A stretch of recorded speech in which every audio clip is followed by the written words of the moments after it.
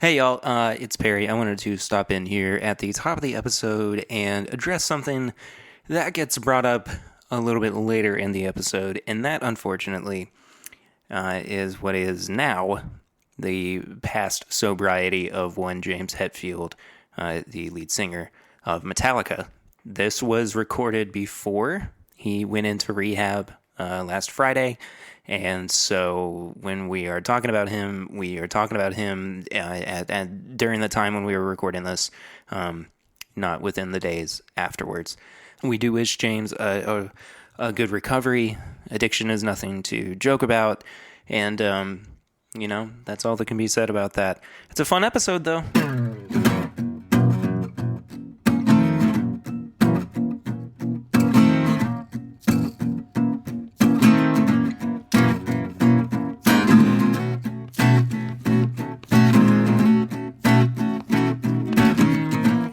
Welcome back, everybody, to another episode of This Is My Bourbon Podcast. I am your host, Perry. We're getting back to normal after the 2 weeks of festivals, the really well-named thing that I decided I was going to call Hometown Rising of Bourbon and Beyond. Thank you all so much for coming back after three very long episodes. Thank you to everybody who listened to the 2.5 hours that was Hometown Rising, and then the two-parter. Hey, man. Very rude. And then the two-parter of the Bourbon and Beyond recap podcast.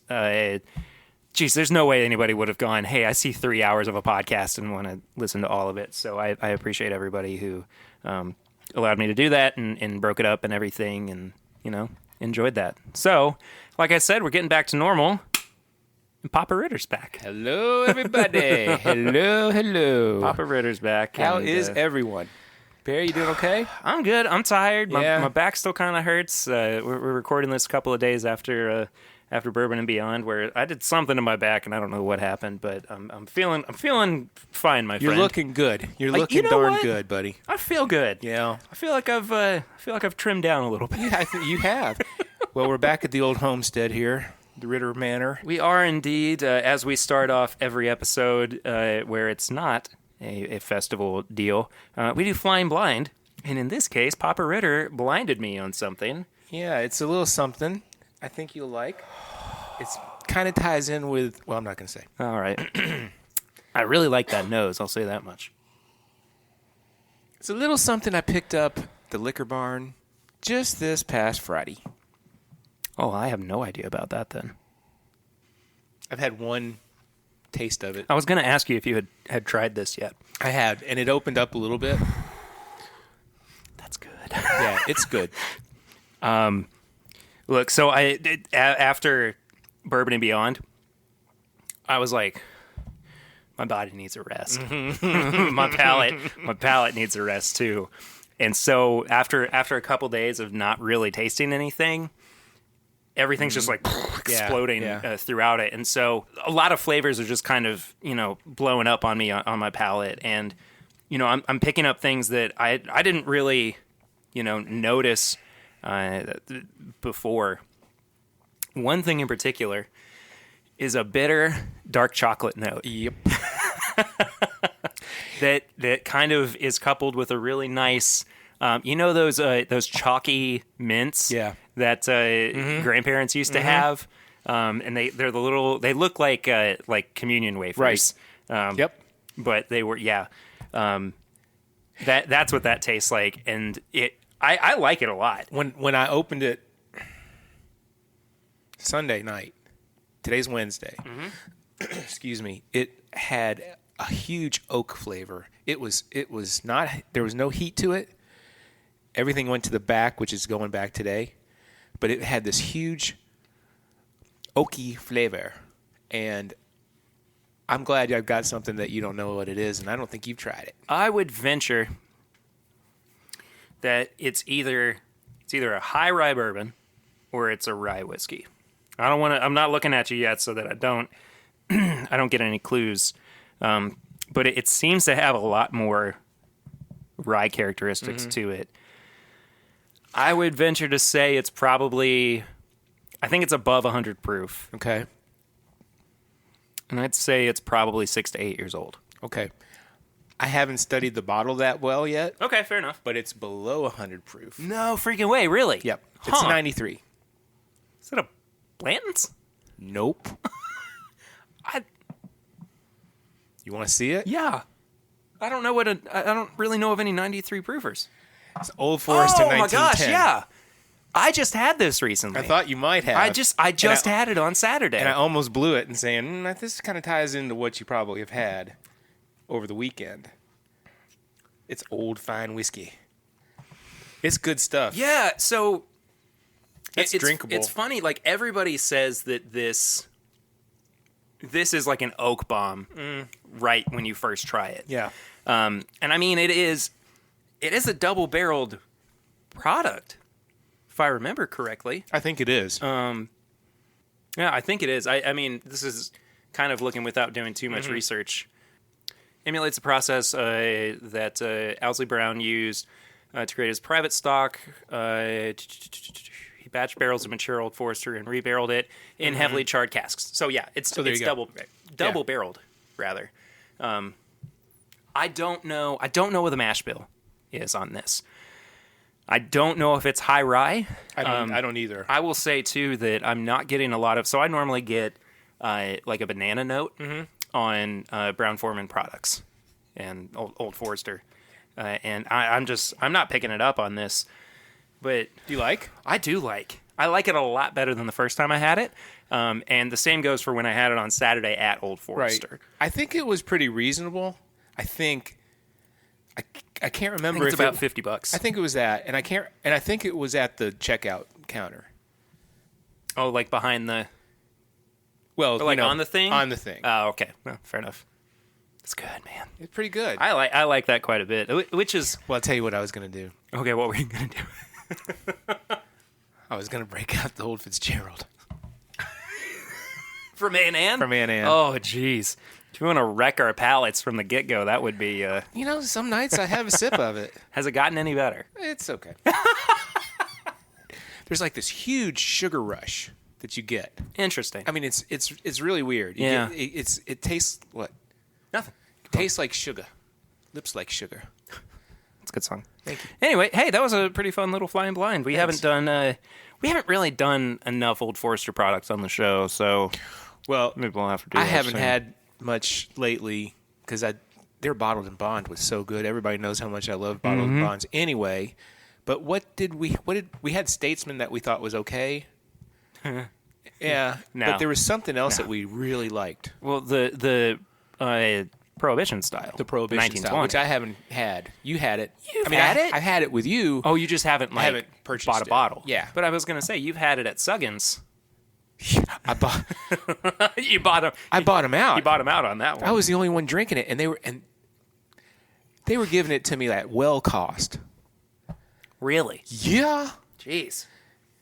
By the way, Suggins is a local restaurant here in Lexington, Kentucky. It's AP Suggins. It's on Romney Road. Our family frequents it quite often. Yes, it's I always tell people from out of town that we're going out for dinner, and they're like, "Oh, I hope it's fancy." I was like, "No, it's not." No, not really. No. So, can I say hey to a couple people real fast? I would be happy if you said hey to a couple people real fast. We'll tie it in with this later. Yeah, sure, But- and we'll do what you've been drinking here in a second as Yeah. well. But I want to say hey to my two new friends, Alyssa and Ruby, Oh my gosh. from the Sisterhood Band, who shouted out to me 2 weeks ago and brought me to tears. I can't remember who it was that said "Don't cry." It might have been. I think it was Alyssa. I think I might have said it at first. I was like, "Oh, he might cry over this," and then Alyssa was like, "Don't cry, Dave." Yeah. The funny thing is, I usually go by David. If you want to call me Dave, that's fine. But Well, they're I like, said "Is he Dave?" I said David originally, Yeah. and what they heard was Dave. Yeah. And I was like, I'm not going to correct him. No, and you're like, "Yeah, that's if fine." you listen, after they said Dave, there was just like a split second pause where I was like, yeah. Yeah, I did. I noticed that. I was just like, "That's too funny." That was it was a very like half a second thought where I was like, do I correct him? Nah, let it go. Dave is fine. What Perry knows is I'm a huge Stones fan, Rolling Stones. Oh yeah. And when they were talking about Ronnie Wood, I was like, oh my gosh.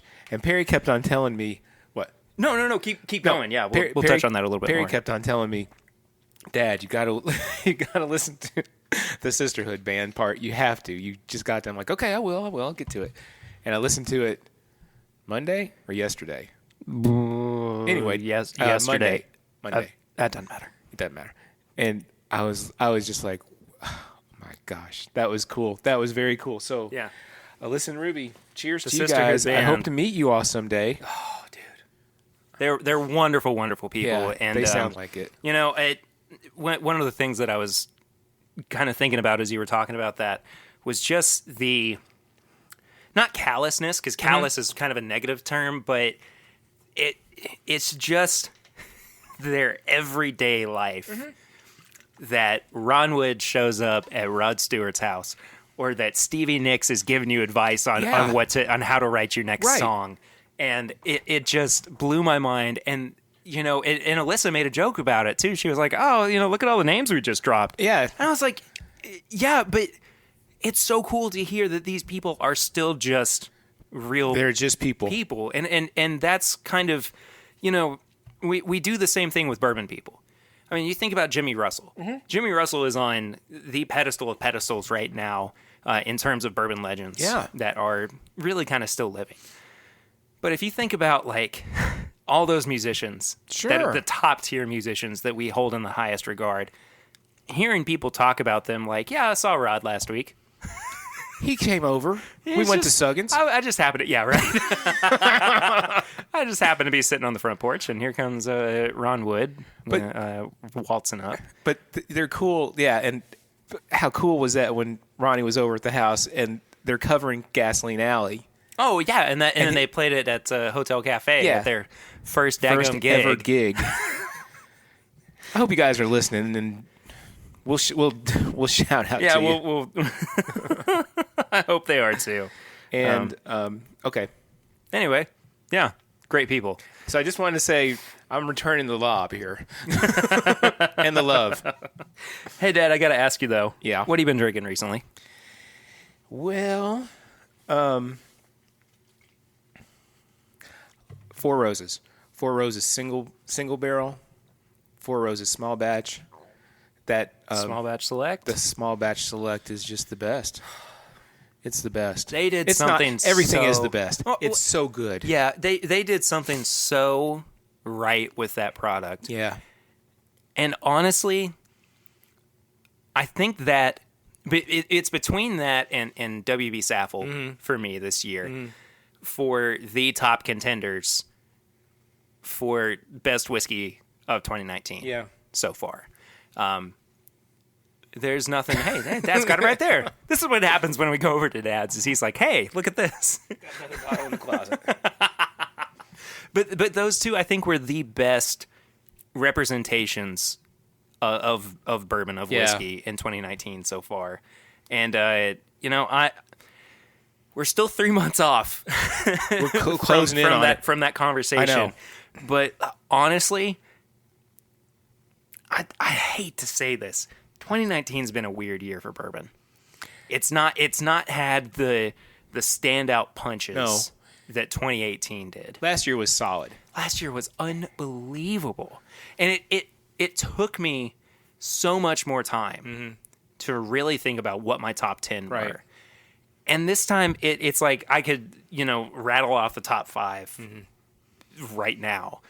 And some of them would I think be surprises just because nothing has really stood out the way that 2018 bourbons and whiskeys did. Right. So I'm hoping, and I don't want to rely too much on the allocated season as we approach the nearing in on that. Yeah, as we get to the end of the year, but maybe something is going to come out and just blow me away. But right now, I don't mean to be a negative Nancy. 2019's kind of disappointed me with bourbon so far. Maybe the new decade will bring something big in for us. We can only hope. I tell you, Perry, what else I've liked too is and I've been through almost one, and that's Legion, excuse me. Legion, yeah. Legion. And it's okay. It's good. I see that. It's not that go-to. That for me, and this might be the first year that I've really had the most disappointing category.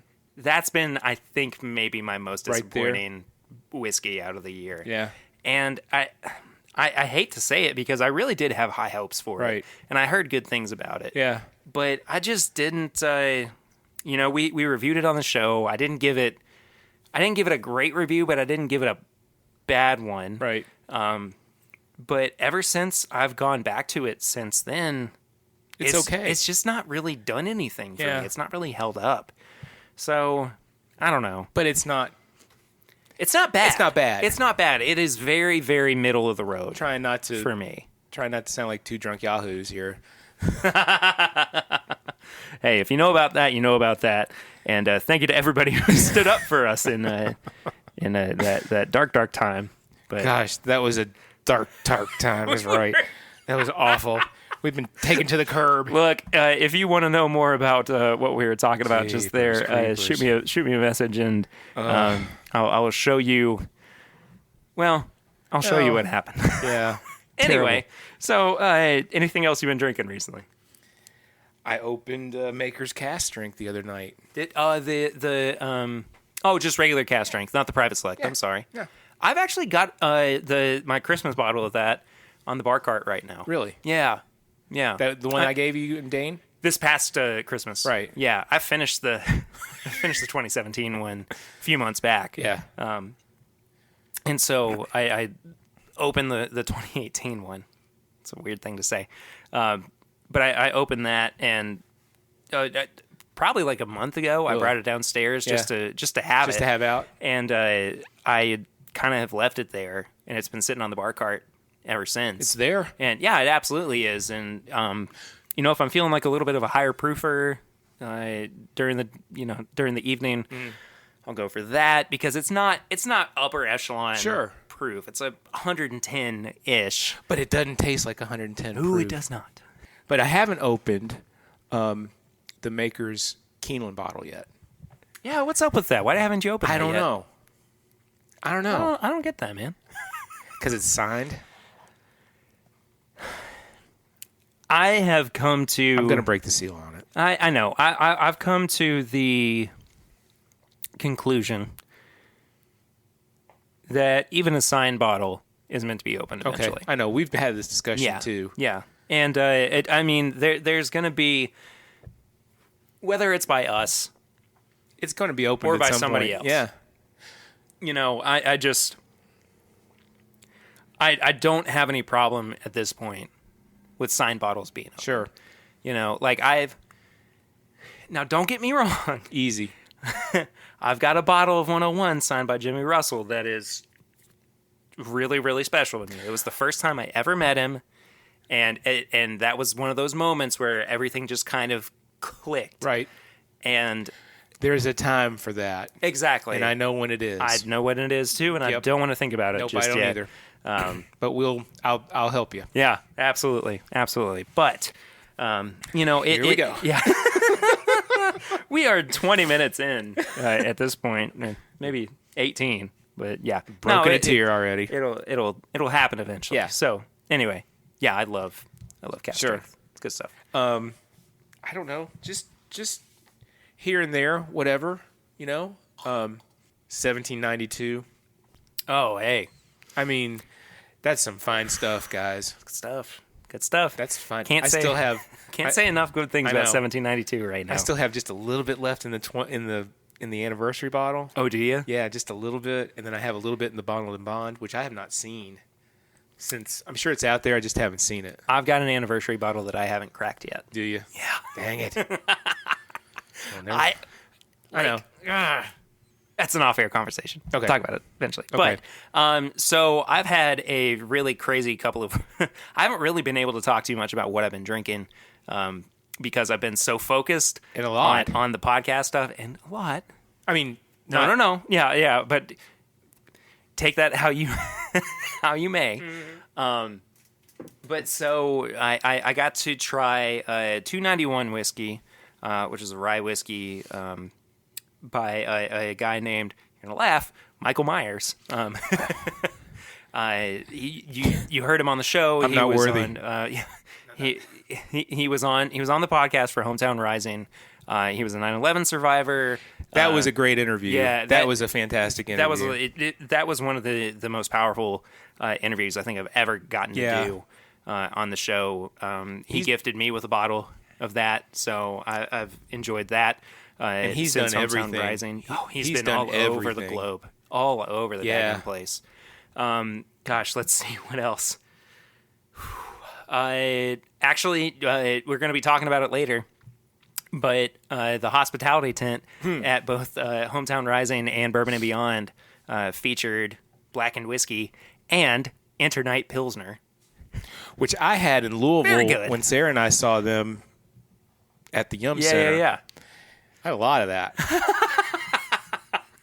Man, it was good. On a hot day in Louisville, Kentucky, with no fans blowing in a media tent, there is nothing quite as refreshing as Internight Pilsner. Internight Pilsner for your next party. Is that in the stores? I have no idea. I don't think it is. I could not even tell you. Like when I think I told you this off air once that when I was going for like my fifth one, the bartender goes, "Do you want to keep the can?" And I was just like, "Really? No." And she was like, "Well, lots of people are keeping the cans," and I was just like, "Well," and they weren't crushing them or anything. To chuck it, James. I'm just kidding. James was so freaking cool. James was like finding kids out. You know, parents were bringing their kids, and he was taking his. They have their Metallica picks, guitar picks, and each has their own pick. What do you got? Oh, you got picks? Thank you. You're My welcome. blackened pick. Cool. Yeah, I'm keeping the Internight one for myself. Cool. Can I see? Yeah, absolutely. Sorry, I totally forgot until you said that. Thank you. But I went over to the blackened tent and I was like, "Oh, look, guitar picks." What else you got? Oh, it's just your picks. my standard stuff. Anybody knows I'm a huge guitar pick fan. Yeah. Oh, this is cool. So there's a blackened guitar. Thanks, I Perry. forgot your T-shirt. That's okay. Dang It'll come. I'll bring it. Well, anyway, James would just like go over to one. They had stands, like they played in the middle of the arena, and they had mic stands everywhere. And all of them, Robert and Kirk and James know what stands, and he has his own personal cool pick. That's cool. And he was giving it to kids. Oh, that's awesome. Like Good for 8-year-olds. him, man. I mean, just Good for him. as hard as they are, as for what they are. They're and I've said this stand-up before. gentlemen. Metallica's Yeah. pretty darn good. Yeah. Pretty darn cool. Absolutely. Right. So I had all that at Hometown Rising and Bourbon and Beyond. I had, and I was very, very excited about this. Yeah. At Chad and Sarah's wedding. Oh. So I pulled Chad aside at one point and I was like, "Hey, I didn't bring him tonight, but I've got wedding pours for you, which we'll get to eventually." And he was like, "Well, I've got wedding pours for you too." And I was like, "What are you talking about?" And he was like, "Well, I've got that Booker's that you and Swan got us, and then the pre-fire Henry McKenna Right. over at the table." So two of the absolutely finest whiskeys I've ever had in my Which entire was the life. Booker's? So it was unnamed. I think you told me about Yeah, this. we got them. It was before they named the batches and before they had them in the stained boxes. Right. It was still just the regular pine. Right. And I think it was from, 2012, 2013. Nice. Maybe even 2014. I can't remember for sure. I'm all freaking out over my new pick. I see you keep looking at it and everything, but I'm listening to everything you're yeah, saying. no. It's totally fine. But oh my gosh. Oh, okay. We have to talk about this because it kind of indirectly affects the show, and it's something that might kind of come back up later on in the year. But so I also went to Limestone Branch with Chris and Leanne, Right. the Australians, Uh-huh. and they have a small barrel of malted rye aging right now. Ooh. It was distilled. Well, it was put in the barrel. Excuse me, November 17th, 2017. So on November 17th, 2019, it will officially be a straight rye whiskey. Nice. I got to try some of it. It's really daggum good. And I worked with them a little bit on the decision to, kind of keep it in the barrel for a couple of months and everything. And, made sure that, everybody was in agreement that, it needed a little bit more time, even though it was fantastic. Cool. When we tried it. And where was this again? Limestone Branch. Okay. Same people who do Yellowstone. Speaking of Yellowstone. Yeah. Got to try the 2019 limited release. How is it? Oh, Dad. What's the proof? 110? 101. 101? Yes. 101? 101. It's fabulous. Really? Yes. And so Stephen Beam, who is their master distiller there, he also found a honey barrel for this year. So they've also got a limited release single barrel, also at 101. Oh, man. Oh. I cannot begin to tell you how fabulous that bottle of bourbon is. It's stupid. It's stupid how good it is. And I'm after talking about bourbons that kind of, didn't quite pique my interest this year, that one did. And So will that be out? Hopefully. I'll have to ask him a little bit more about it and kind of figure out what the distribution is going to be like, or if there's going to be any distribution. Right. I honestly don't know what the plan is for it. I hope so. So it's good. It's very good. Yeah. What about the release of Yellowstone? What about it? The limited release? Oh, I mean, that's going to be wide release. It's just that single barrel that's going to be more hard to find. So anyway. Cool. That's what we've been drinking recently. Dad, as I was thinking about Blackened, which we will be doing kind of a side-by-side comparison. I'm not entirely sure if we're going to be doing a review of these Let's not. later on. Yeah, that's fine. Let's not. But, Let's just taste. Yeah, because we've got a couple different batches. I want to talk about a little bit of the history of it as well. Well, first off, can I Yeah, go for it. jump in here? We recorded 2 weeks ago. Yeah, we did. And we had some technical difficulties. But it worked out good that we had the technical difficulties because now we've got two batches. And we hold can up side by side. try them. Yeah. So and look, very rarely do technical difficulties happen with me.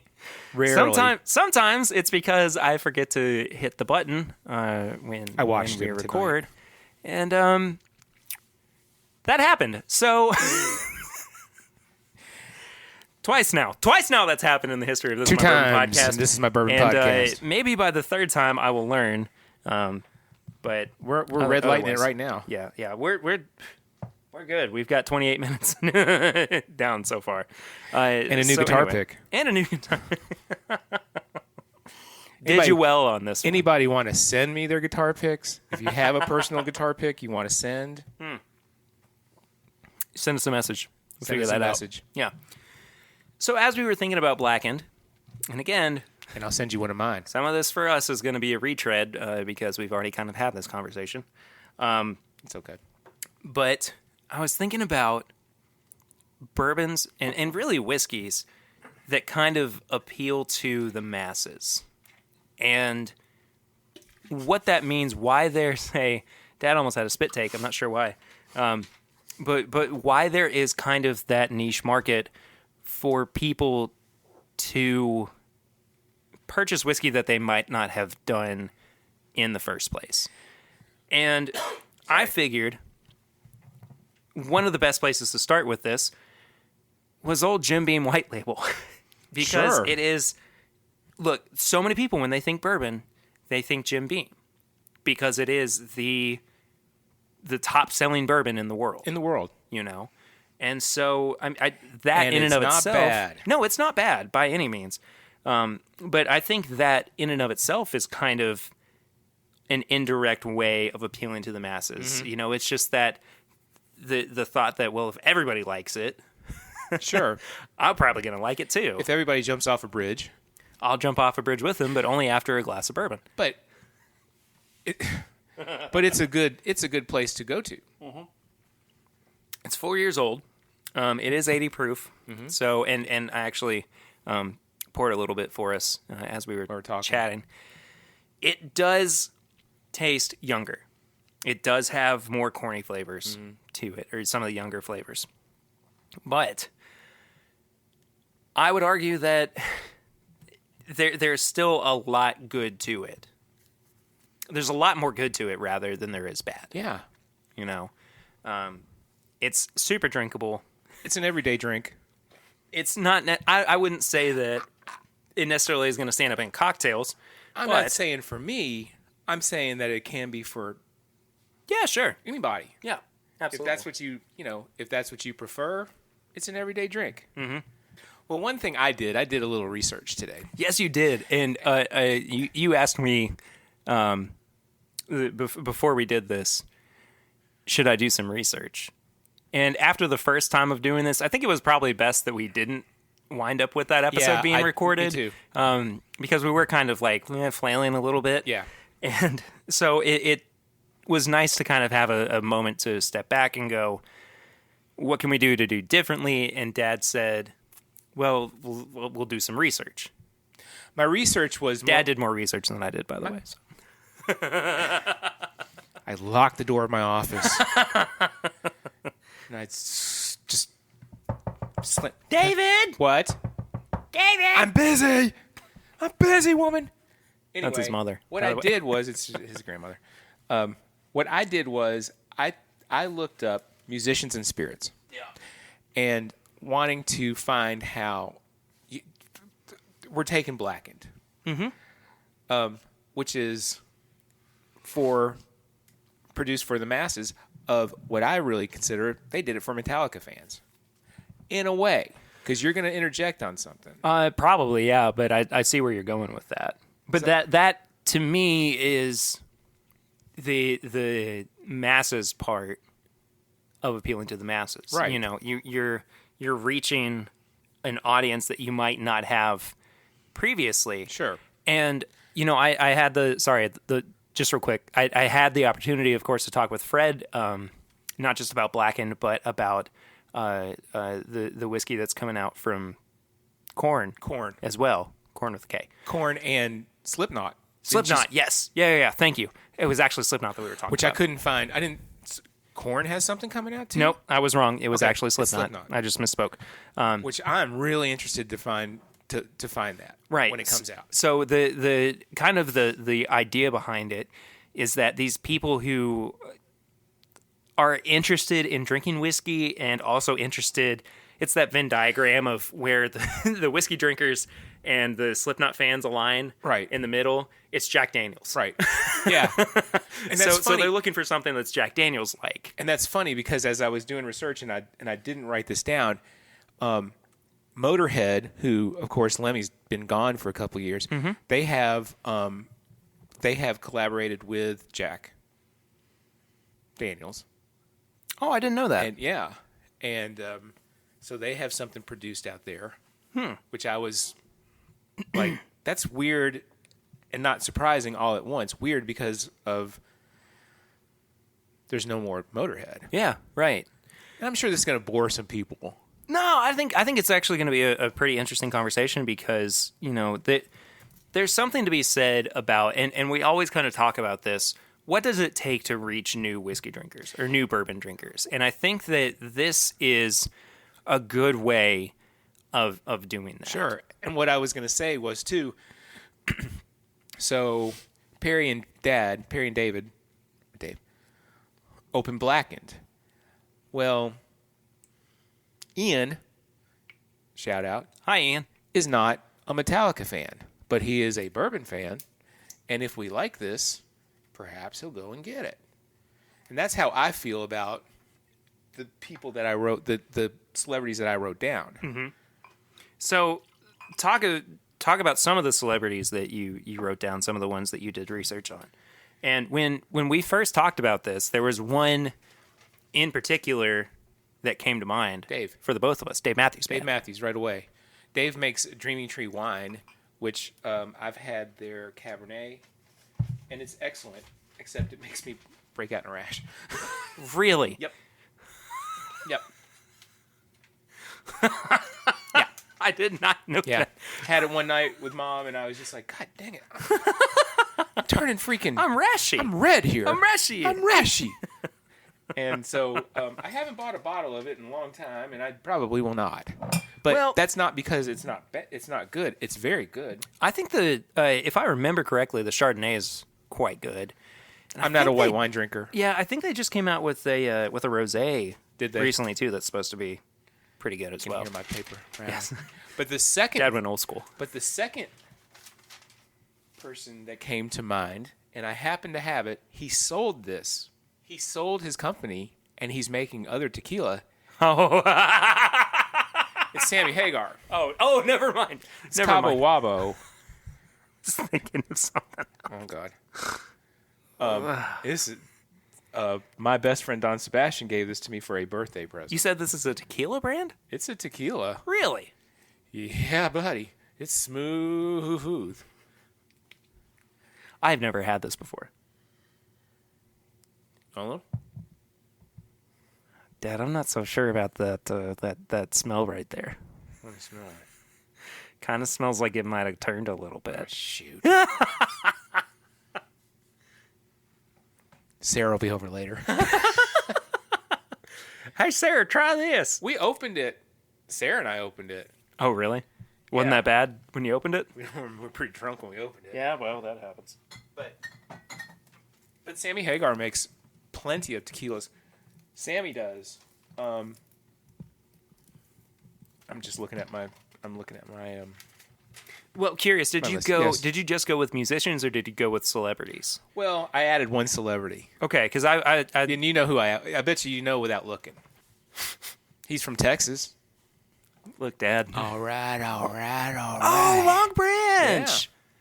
That's a great one that I didn't even think about. Yeah. And you know, we'll talk a little bit more about that Okay. here in a little bit. But I guess musician wise, right now. Yeah. So Sammy Hagar has a bunch of tequila. Yeah, he does not have the Cabo Wabo. I'm pretty sure if I'm wrong, please correct me on that, somebody. But he has other endeavors that he's in, and he's everywhere. Sammy's everywhere. As we have stated before, Willie Nelson has Old Whiskey River. Yes. Bob Dylan has his own spirits. They're called Heaven's Door spirits. Right. Florida Georgia Line has a whiskey called Old Camp. There's one that I cannot even believe I didn't think about talking about. Have you had it? Redneck Riviera. What is that? Oh, it's the whiskey from Big and Rich. John Rich's Oh yeah. whiskey. How Is it is John Rich? John Rich. Yeah. It's bad. Look, we actually reviewed it on the show. Did you? Yeah. Yeah, I think I kind of remember that. Didn't hold up too well. But Darius Rucker has Backstage whiskey. that's right, he does. That's one of the newer ones Yeah. that have come out recently. Kenny Chesney has a rum, which I'm Right. not surprised about that at all. No. I'm surprised he wouldn't be in tequila too, but kind of in the Slipknot genre. Anthrax has two, and you're just gonna spit your water out when you hear from who they're working with. One is, and I should have written more down about it, but y'all can look it up if you want to. One is called Indians, and it is produced by Jeffersons. He did spit. See? Uh-huh. That blew me away, Dad. The other one is The Devil You Know, and that's in Knob Creek. I don't have any more water in my mouth. But that's a Knob Creek? Yeah, so What they're do you working with mean both. it's a Knob Creek? Like it's a Jim Beam product or No, it's a Knob Creek product. that's I'm going to have to look into that a little bit more cuz Look I'm into not both of entirely them. sure what that means. I can't remember the website I looked at. What I did was I just Googled musicians and spirits and then musicians and whiskeys and Yeah. like Rolling Stone had a little article. Well, they had a big article about the Dylan. And Oh yeah, that's something people have been talking about for where is forever it? now. Have you never seen it? No. Oh really? Is it out? Yeah. It is? Yeah, it's been out for like a year and a half now. Year and a half? About a year. It came out. I feel like it came out about mid-year last year. Where? It's at Liquor Barn, man. Heaven's Door. On the shelf? Yes. Shoot. I've seen the high-end bourbon too. At Liquor Barn in Hamburg. If it's is it on the maker side or is it on the might be on the non-maker side. Okay. I can't remember. It's been a while since I've noticed it. Okay. But I know it's there. So would Cletus note it? Cletus probably knows. Did you see that Cletus shaved? Get the heck out. Cletus shaved his beard down. Cletus. He looks good, man. He's sharp, dude. He is. Talk about that off air. Speaking of beards, Billy Gibbons has one from ZZ Top. Oh, yes. I think his is a tequila. I got to see that. You saw his beard. Yeah. I've seen his beard too. But I think his is a tequila too. Like I said, I can't remember really the website I went to, but I just kind of skipped over and just thought of the ones that I thought were particularly, Yeah. I want to say something about Long Branch. Yeah, and there's a couple other celebrities that I saying. want to touch on too. But before we get there, though, we have to kind of talk about what is the appeal, I guess, of a musician putting their name on a brand like that, right? Right. And so we'll start with Dave Matthews. So Dave Matthews, for big Dave Matthews fans, And two of them in this room. know him as a more classy, kind of down-to-earth, not so much of the party guy that he used to be, right? Right. So you look at, backstage pictures of them before they go on stage. He's was drinking thinking the wine. same thing. He's drinking wine. Yeah. And he's sharing a glass or a bottle of wine with some of the other members of the band. And so when you think about that, somebody that you identify with that part of their life does something like this, produces a brand that, because they are so into that market, they then produce something that is in that market that Right. they feel like is the strongest representation of what they like. Right.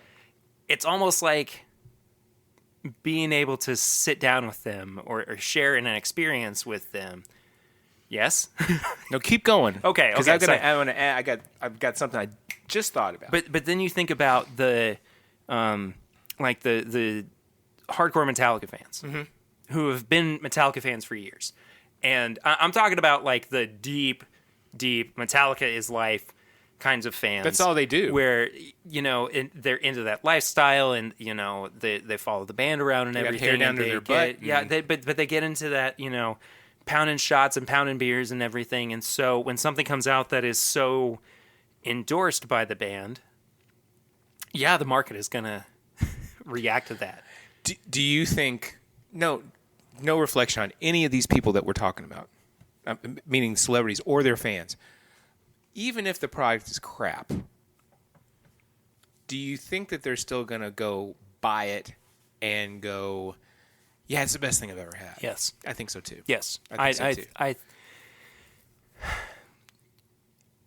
absolutely think so. And with us, it's an interest.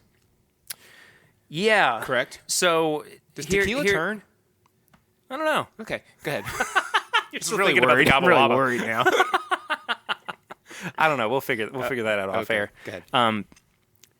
No, maybe not. So I liken this to something else I know really well: guitars. Yeah, right. I So- know what you mean. So for the unknowing, there's been this phenomenon really over the past almost 30 years where guitarists have gone to Fender or Gibson or whatever, and they've created Paul a Reed guitar that is Paul Reed Smith now too, and that they've created something that has been indicative of what they really want out of a guitar, or it's built to their specifications, or they've workshopped it forever and ever. A signature series. Yeah, exactly. So, I am a particular guitar player. I play Stratocasters, which are made by Fenders. That's my go-to guitar. I'm a particular guitar player too. I suck. That's not what I meant. Ah, jeez, Dad. But I play Stratocasters, and John Mayer, who is has famously been a Stratocaster player for the past 20 years at this point, recently went to another company and built a guitar that looked like it. Then he went to Paul Reed Smith and built a guitar that looked very much like a Strat. And so for me, it was kind of more the brand recognition as opposed to the artist recognition and kind of following the artist along with what they do. Until I tried it, and it wasn't like, oh, John Mayer's the best. I appreciated it for being an instrument in and of itself. And I don't know where I fall on that spectrum of me going, really, really great job by this artist. This is fantastic. I love what they did. And me going, it is what it is. But because I feel like I'm in the middle. I think you're in the middle. But if you had played the Carlos Santana, Paul Reed Smith, which at the time when it came out over 20 years ago, everybody raved about it. And again, this is my guitar podcast. Oh, I could do that. Not as much as I used to be able to, but I could do that. You could. But there's a difference in that, because I wasn't.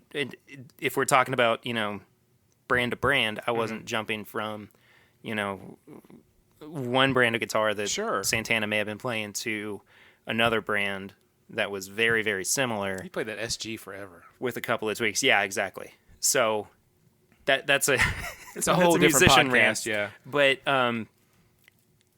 I think that what we kind of are getting at is the superfan status, right? And how do you identify with a musician's life on and off the stage? Sure. You don't. Well, for one thing, what we know about Blackened is that we know that James Hetfield is not drinking this. Yes. Because he's sober. Yes. And good for him. Proud of him. Don't even know if the other guys are drinking it because they are. Yeah. Okay. So that's good. I know they're drinking their beer. Yeah.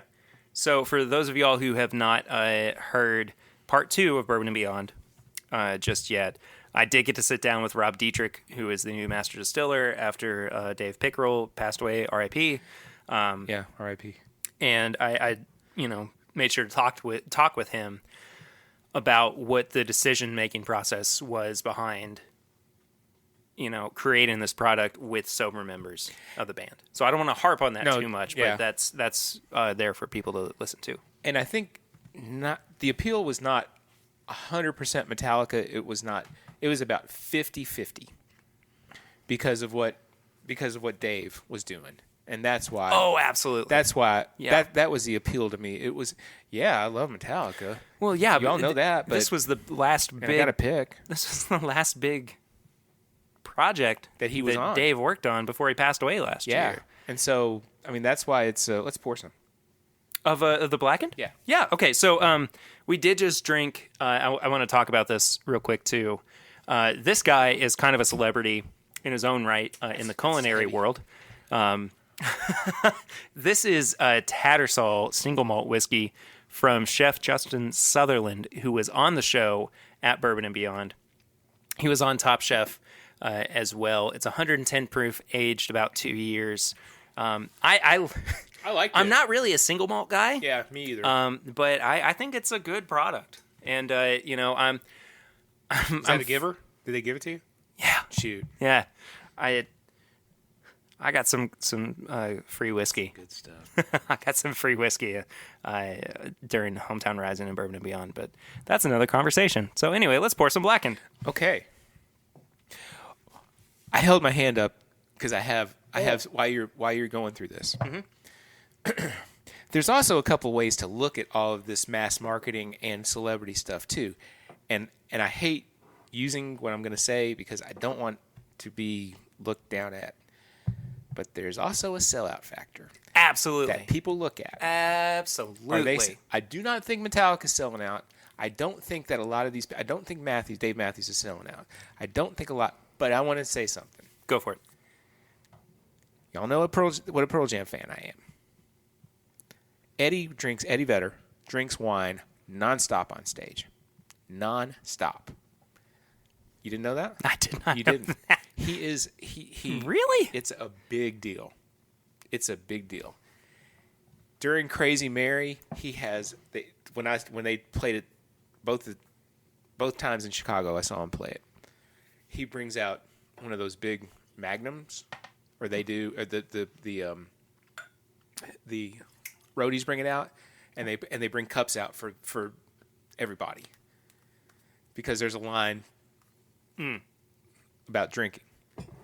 Anyway, why wouldn't Metallica, or excuse me, why wouldn't Pearl Jam or Eddie put out wine? And I think that he looks at it as a sellout factor. Yeah, absolutely. You understand? And I think that's so what I think you're kind of getting at there is the difference in mindsets that are achieved based on genres. Sure. So I know. So I know. I mean, grunge was all about being true to yourself and sticking it to the man and not wanting to be a sellout. But it would make sense if he did something like that. But I've got 2 huge box sets. That's a good point. How is that not selling out? Exactly. You know? That and yeah. You know, a vinyl release that they only put out from one live show a year that, you know, costs $100. And what do you think? Where's the sellout line? Yeah. I'm not calling out my band. I'm just making a point that there could be plenty of people looking at the list of celebrities and musicians that I said they could be selling out. Is Dylan a sellout? Hell no. Well, I think you know what I mean. Yeah. Bob Dylan's kind of a gray area for me. Mm-hmm. And the reason that I say that is because I don't know how much involvement he might have had. I think a lot. Really? I think a lot. Well, that's if that's the case, then that's not selling out. I mean, that's having a passion for something and wanting to involve yourself with it. That in and of itself is a totally different conversation from selling out. Mm. And that's why I think that, you know, like... Did Anthrax go to Jefferson's? You know, I mean, those are questions as bourbon lovers that we would like to know. How much? No, just go ahead and put my name on. I don't care. And that's all about as we journey along through the bourbon boom, us wanting to see more transparency in the industry. You know, and I think that does get to also not just the whiskey makers, but in this case, what kind of hand did these high-profile celebrities have in creating something that they've stamped their name on? Sure. I mean, this is like going back to Metallica. We know that they're hands-on, but it's the others. Mm-hmm. I think if Eddie Vedder had produced his own wine, I know so much about the guy, I think that he would be right in there. And he wouldn't put his name on it. He would put the band's name on it. Because that's how he is. And I mean, because he didn't even like, this is crazy. I mean, he didn't even like his own picture on the cover of Rolling Stone. Right. Years ago. Yeah. He was mad because they told him that the band was going to be on. And he thought it was a sellout. Yeah. It was a sellout. For sure. For sure. Here's where this line kind of starts to get blurred. And that's when we start talking about Long Branch. Okay. So okay, there are other couple of high profile celebrities that come to mind right now when talking about spirits that have been produced. And thank you for bringing that up because I haven't had Long Branch in a minute. So I'll be interested to try this again after we try some blackened. I think you're going to be surprised because I'm interrupting you, and I had it go not ahead. too long ago, and I wasn't too upset with it. Perry's I'll back's be bothering me. happy to try it. But anyway, so there are two high-profile celebrities other than Matthew McConaughey that I think of that have really been involved with or really put their name on a certain brand. Mm-hmm. George Clooney, Yep. with his tequila. Yes. And then Ryan Reynolds with his gin. Mm-hmm. And I again don't know a whole lot about what their involvement with those brands were. You know, George Clooney has since sold, I think, the majority of his shares in that company. But Matthew McConaughey still kind of remains a major face of Long Branch, and kind of in turn, a little bit of Wild Turkey. Yes. And it wasn't. I think it was over the summer that he was on Fallon, on the Tonight Show. Yes. And they brought some out. And I don't think no knock on Jimmy Fallon because I'm crazy about him. I don't think he's a huge bourbon drinker. I don't think he is because I think either. he's like, wow, this is the greatest stuff I've ever had. Now, it's not the greatest stuff I've ever had, but I had a taste of it after I can't remember what I had, and I thought it wasn't all that bad. Well, before we move on to it, let's talk about Blackened. Okay. So you have Batch 98. Yep. We're drinking out of Glencairn's, by the way. Yes. So I'm going to be honest with you. I don't think there's any reason for us to drink Batch 93. I think you're fine. I agree. And it's not because Batch 98 is bad. It's not. I enjoy it. I really do. I think it's a little corny, but I think that It's got some fruit to it. It absolutely does, and I think that it has something to be said about it that is 100% unique from everything else on the market. But Batch 98 is really no different from Batch 93 for me, which is the bottle that I brought over. So I just don't really see any point in doing a side-by-side. No. At this point, I think that it's a really pretty consistent product. Again, I do think that it is going to appeal to the people that it's meant to appeal to. Mm-hmm. I think that they did a great job of producing something like this. And no knock on anybody. For their fans. Oh, absolutely not. No. You know, Dave Pickerel had a vision. Yeah. And now Rob Dietrich continues that vision. And, Metallica has really done something special with this. I mean, there's not a lot of products out there that when they go into the warehouse, they've got sound pumping into the barrels. That's so cool. To, move the whiskey around a little bit more. So, I mean, I'm glad I have my two bottles, and I'll continue to sip on them. It's not. I don't know what I expected, Perry. I didn't know if I was like, I'm expecting a Maker's product, a better Maker's product, a 46 like product. You know what I mean? I don't know what I was expecting. And go ahead. Sorry. And I'm still very glad I have it. Yeah. And I of am course too. I am too. We're tasting fruit, and it's like a black brandy cask. So yeah. I mean, I'm happy with it too. It's also not a bourbon. It's a whiskey. No, it is. It's a blend of 5 different whiskeys, if I remember. 5 or 6. I can't remember exactly what Rob said. It is unique in and of itself. Yeah. And do I think that it's going to appeal to the masses? Yeah, I really, masses I that really do like it. I really do. It's there's always that thing that people say. Well, I don't like it when it burns. This doesn't burn. I rolled my eyes. This doesn't burn. It really doesn't burn at all. I hate using the word smooth. It's a real smooth. It's very whiskey. smooth. I mean, there's not a lot of heat to it. There's not a lot of alcohol burn to it. Mm-hmm. It's a 90 proof. Very sippable. Can I imagine hardcore Metallica fans pounding this, in honor of the show that they're about to see? Yeah, absolutely. There's people in parking lots. They're at bars. They're pounding it back. Yep. So, I would like to try some bourbon though. Let's try some. Because do you want to go back to the Long Branch, or do you? Yeah, let's go to the Long Branch. Okay. Yeah. Because I think this is going to be a nice place to, kind of wrap up this appealing to the masses. This has been a fun show. Conversation. And I hope everybody enjoys it. Yeah, I hope we too. brought it. I've had a rough couple of days, and Doesn't show. You're a trooper, Papa Ritter. gosh dang it, right. Papa Ritter, you're my hero. Remember last year we did a show on a Friday. Kill it. Knock it back, Mo. That's There's way more too bourbon much. to be had. Is there any more left in there? yeah, have some of mine. That's way too big to pour that's for me. That's very poor.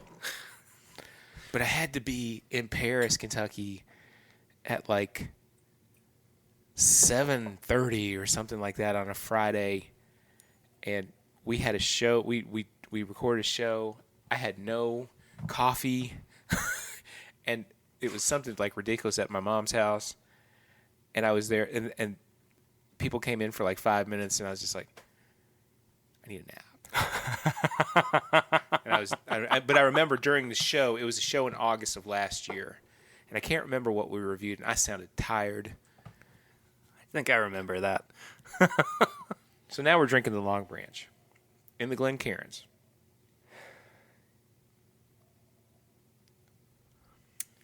Smells like, Teen Spirit. not quite. Smells like Laffy Taffy. What did I say? Laffy Taffy. Yeah, like the candy. I know what it is. Look, Let's be honest. I don't want to get too negative, but I do want to be honest. If we're talking about appealing to the masses, I think this makes sense. I think this is going to drive sales because Agreed. it has the name of Matthew McConaughey on it. Yeah. But for bourbon drinkers, I think this misses the mark. I think this misses the mark. Wild Turkey makes better bourbon than this. Wild Turkey makes so much better bourbon than this. So I mean, that's not being rude. That's just a fact. It's good. It's not fantastic, great, but Wild Turkey makes better stuff than this. The nose has a weird, It does. like perfume note to it. Not perfume. It's actually cologne. It's Matthew McConaughey's cologne. Hey, but they talk about the oak and Texas mesquite charcoal Where's that filtering but I don't taste it. or smell it anywhere, and it's not like we haven't killed our palates with anything high proof. No. I mean, everything has been Right on target. 90 to 110 proof. I mean, that's nothing. Yeah. I mean, it shouldn't be. We shouldn't be fighting for that many flavors. I mean, granted, yes, this is a little bit lower at 86, but man, I just this is the one that doesn't hold up for me. This is the one that really did miss the mark if we're talking about trying to appeal to a broader group of people. Did I get this or did you get this for me? I think I got this. You got this. What did you get? What's the Rare breed. rare breed? Yeah. We can kind of drink down on this a little bit, but apparently, it's either a 1-to-1 or a 2-to-1 of a rare breed to Long Branch. It's not that bad. Okay. Okay. So we'll get there in a minute. I'm kind of glad to see the end of this bottle. I don't blame you. Yeah. I've got one sitting in the back of my cabinet that, maybe if I'm feeling something low proof or, not a really complex sipper I would reach for, but it's at the back of my cabinet for a reason. I tell you what I did have, and then going back to the earlier in the show. Yeah. I had a bottle of the Evan Williams single barrel Good stuff. from 2010.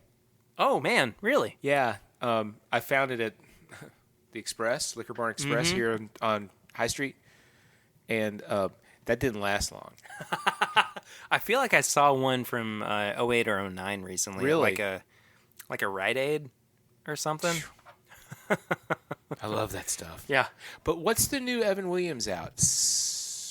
I've seen ads for it. It's a black label. Like it's popped up on my Instagram, which I'll tell you what you Instagram later.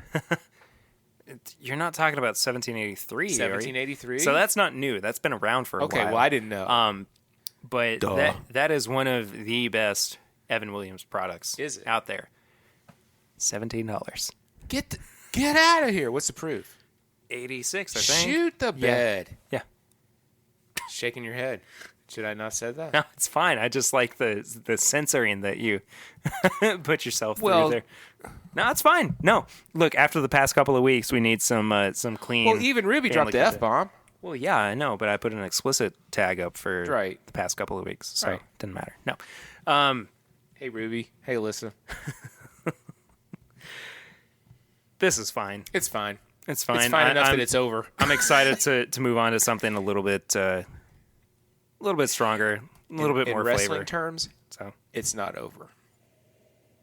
It's not over till the fat lady. There's a wrestling term that if a wrestler gets over, it's over the moon. You know, I have no idea what Perry and I means. wrestle, and he's like a lower tier wrestler, and I'm an upper tier wrestler. But I give him the best shot he's ever had at a title. I got you over. Okay. We're not getting this over at all because it's not that good.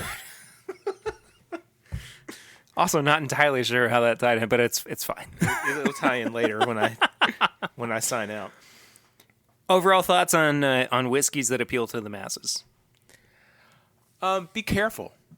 I think that's actually a really good point. Be careful.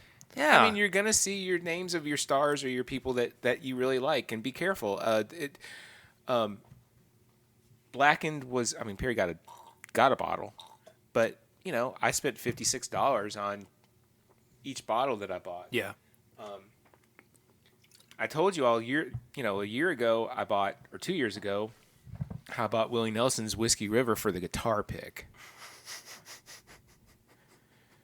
It wasn't worth it. Not even for the whiskey. But most expensive guitar pick you've ever bought. Unless you've been on eBay. Years ago. Yeah, I want to kind of... But just be careful. I think that, you know, hey, they look good, and if you've got a display or you've got your bourbon room or whatever. Conversation piece. It's a conversation piece. How good is that? Florida Georgia line old camp? It's good. To that point, this is better. Yeah, to that point, I think that there's something to be said about appealing to the masses, rather, that invites them to experience what else there is to offer. Yeah. And look, again, like whatever you like to drink. Goes back right to it. It goes right back to it. And I know that is becoming just kind of our motto. Our motto, but drink whatever you like. You know, Drink and whatever if it's a $56 bottle of Blackened, go for it. Enjoy it. You know? But I think that it allows people the opportunity to open up that conversation for something that you could try that you might like a little bit better. Sure. That being said, though, I do like that notion of be careful. Well, I just feel like no, you should be careful. I think that this is one of the few times where I feel like it's okay to really do your research before you buy a bottle. With standard bourbon releases, with standard whiskey releases, I think that it's best, within reason, for you to go buy something and try it for yourself without having somebody else influence your decision. In these cases, though, you need to do a little bit of research. Right. Because they're not always the cheapest options on the market. Usually they're more expensive. They're a little bit more expensive. And just because Matthew McConaughey and Jimmy Fallon are drinking Long Branch on the Tonight Show doesn't mean that you should run out and get it if you can't afford it. Yeah, exactly. Or do. I don't care. I can afford it, and I did it, and it's just like what? Yeah. But it's gone now. And again, it all gets down to personal taste and all that. But and what did Freddie say? The best way to drink it is just the way you like it. There you go. And I think that about does it for this episode. But we are not quite done. We do still have tips and bits where we recommend things that we have been enjoying recently. It doesn't have to be bourbon related, but Dad, what are your tips and bits this week? I have to say hey to my RIP class that I missed tonight, and I missed 2 weeks ago because of technical difficulties. And so I hope you guys had a good class. Hope Stephanie didn't kick your butt too hard. But I'll see you all next week. I've got 3 things, Pear. Tell me, Dad. Robert Hunter died yesterday. Yes, he was the lyricist for with Jerry Garcia, the Grateful Dead. He also wrote Jack Straw with Bob Weir. And I didn't know that until yesterday. I know. Really? Yeah, I didn't know that. And I had no idea. I know. And that's like, I know. Mind's blown here. One of my favorite, of course, Grateful Dead songs. I'm trying to find a Grateful Dead show off the top of my head. Well, there's always anything from 72, anything from 78. See, I'm much more of a late 70s Dead fan. But, personally. Hold on. I'm going to let you finish, but There's a turn from late 70s into 80s that I love because Keith Gotcho had left the band and Donna, his wife, and Brett Midland came in, and that gave an energy to the band that you don't see later on in the later 70s. So anything in the later 70s from like November, December into the 80s, I recommend. Grateful Dead. yeah, for sure. Wait, Go ahead. No, go for it. Tying into the wrestling I met, I said a little bit ago, 2 podcasts I listened to. Get the Tables. Those guys are good. Big Boys and Body Slams. Those guys are fantastic too. They're we voicemail back and forth. They're good guys. I've been on at least one, and maybe this week's as well. I didn't know. Yeah. Dad. Yeah. They're like I was. They were watching an AEW pay-per-view, and they're like, call in on the voicemail line. I'm like, I don't know, dude. I'm going to do that. I don't know if they're like, do it. So anyway, I've called in twice, and I'm on there. And I just I sent him a message via Twitter that I was giving him a shout out. So Big Boys and Body Slams, give him a look if you're a wrestling fan. That's it. I suck. Dad's getting tired. Dad's getting real tired over there. So, well, I will give you my tips and bits as well. So I recorded a bit with Swan that has actually not made it to air because it recording schedules are weird, and I kind of in the middle of editing figure out what's going to be what. And in this case, I recorded a bit that did not make it out, but a few weeks ago, and I think it was the first day of Bourbon on the Banks, was actually the anniversary of Jeff Buckley's Grace. Wow. Coming out. Wow. Wow. I listened to that. So excuse me, it was the 20th anniversary. 20th anniversary. I apologize. I was grilling out last night. Yeah. And a Buckley song came up on my Really? I still listen to my iPod. And it was a cover. I don't know what it was. I'd have to go back and look, but oh man. You and Dane love Buckley more than I do. We love but Buckley. When I listen to Buckley and I haven't heard him in a while, I always just adore it. So, If sorry. you are looking for a songwriter, a performer, a guitar player that just absolutely exceeds all of those expectations while still bringing something so unique Yeah. and so phenomenal to the table. Jeff Buckley is that. And Jeff's everywhere. He is. And it amazes me that people will hear his cover of Hallelujah Yeah. and have no idea who he is. But that has become The standard. the standard for Hallelujah over the past 20 years. Yeah. And people just don't realize it. But And not Leonard Cohen, dang it, man. the original. Yeah, absolutely. I mean, there's something weird to be said about a cover of a cover, but my goodness, if that's not the definitive version of that song. Wow. But you said, who did you talk to that said their version of Hallelujah was amazing? Oh, Imaj. Homage. Yeah. I am AJ. So she recorded a version in 5 different languages. That's right. That's right. Just insane. Just insane that anybody would do that. Did it overlap? Was it? Yes. Okay. So, well, no. Excuse me. So She just did 5 different versions. No. It was one version, but each verse Gotcha. was in a different language. Gotcha. I interrupted you. Yeah. No. It's fine. But so Jeff Buckley. Wow. Man, I can't recommend Grace enough. Again, 20 years since that album came out. So we're looking at 20 years of his death soon, right? That'll be Next year? Excuse me. You know what? I have said 25. everything wrong.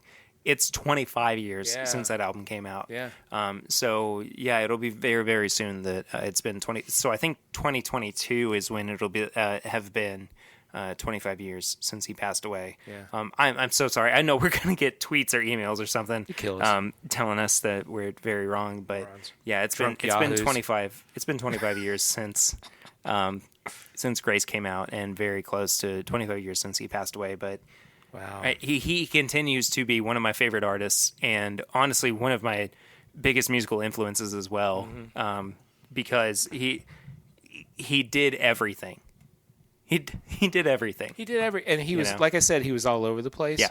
He could have been Springsteen.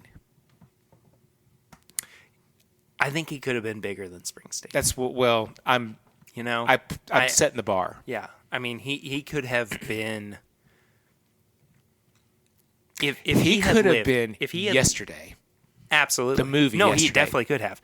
If he had been able to, if he had lived long enough, and he had been able to maintain his voice, and from a singer's perspective, if he had continued to sing the way that he did, He was going to blow his voice out. he absolutely 100% in 2 years, 3 years, Yeah. would have lost his voice entirely. I have a Jeff Buckley but- guitar pickup too. Dad. I didn't know that. You do? I thought you had. Nope. No, I did not know You that. don't, dude. Hang on. Shoot. No, Hang on. no. Let's finish up All right, real let's quick finish up. before You're gonna- you'll have we one do that. before But you leave anyway, tonight. yeah. So Jeff Buckley is not just one album, but everything that man did. That is my tips and bits for this week. Good ones. Let's get out of here, shall we? I'm hungry. Yeah, we need to eat dinner. And Thank you all so much for listening to this week's episode. We are, as of recording of this episode, 2 weeks away from episode 100. I'm 98 years old. That's not how it works. Thank you all so much for sticking through 98 episodes of this podcast. This is crazy. I don't think I've ever revealed this to the public before. The first ever episode that we recorded of the podcast was not, in fact, episode 1. It was the very first episode that Papa Ritter ever appeared on. I'm honored. I'm about to cry. So, that's something kind of special to, be that close to episode 100 2 years later, and, still be able to have really fun conversations. And I think that, if you go back and listen to that first episode that Dad was on, as opposed to now, man, our conversations have changed a We've lot. evolved a lot. It's It's the not the entire comedy. show has evolved. Yeah, since it's not the then. comedy show that you and I first had. It was That was something. Yeah, I mean it And was. thank you if you've stuck through Jesus. everything from day one up until One now. thing that we said to each other that I promised you that I would watch my language. Yeah, you've done that. And I Thank you. And I did that on purpose. Yeah, no, I appreciate that. And I've told people that haven't listened to it yet. I said it's clean, except for Ruby. For the most part. Right. Most part, you'll know if it's not. You'll know it. But yeah. Thank Thank you all so much for listening to episode 98 of the podcast. That is crazy for me to say out loud. Dad, thanks for being on. Perry, thank you for having me. Where I can love people- being here. Oh, It's a highlight for me, Aw. and I love you. And Thanks. And I love you too. love our listeners, and that's all genuine. Hey, they're all good people. They are. For sure. Where can people find you on social media if they would like to do that? If they want to follow me on Twitter, it's at JDRitter2. What's my Instagram? Ritter5. Ritter5. Sorry, I'm stretching. And Ritter5 at Instagram, and then find me on Facebook. It's cool. It's David Ritter at Facebook. There you go. I follow back. Unless you're a weirdo. Well, if you want to follow me personally, I am at pritter1492 on all social media channels. And the same for the podcast. It is at My Bourbon Pod on Instagram, Facebook, and Twitter. If you could give us a 5-star rate and review on iTunes, that would be amazing. We really do appreciate that. It helps new listeners of the show find the podcast itself. And if you are actually doing that on the iTunes podcast app, it is just a couple swipes below the podcast page. So as long as you are actually in the app, you can review the podcast itself. And that is a really great way for other people to find out about this podcast if they are listening to similar ones as well. You can send all of your questions and comments to thisismybourbonshop@gmail.com. We would love to hear from some of the listeners of the show. We are definitely going to be reading out some of those questions and comments here very soon as we approach episode 100. If you have thoughts or, some favorite memories of the podcast that you would like to share with us, we would love to share them on air as well. If you are not yet a part of our Facebook group, you can head to facebook.com and search for This Is My Bourbon Group. Just a couple questions to make sure that you are who you say you are. And then we will, hey man, that's the best way to do it. It doesn't hurt. And then we'll make sure that you're a part of a really fun community where we talk about the show and bourbon news and all sorts of great things over there. And then last but not least, patreon.com/mybourbonpodcast is where you can go and support the show for as little as $1 a month. That really does help us out. I know $1 doesn't sound like a lot, but to us, it really is a lot. There's a lot of work and effort that goes into making this show every single week, and we really do appreciate any and all help that you all can give us. You get things like bonus episodes. You get to hang out with us on our Google Hangouts once a month. You also get special live streams from the podcast as well. So there's all sorts of stuff that you can benefit from if you support the show. Again, that's patreon.com/mybourbonpodcast. That about does it. It's episode 98 in the books. Cheers. It was originally what, episode 95, 96? Something like that. Jeez.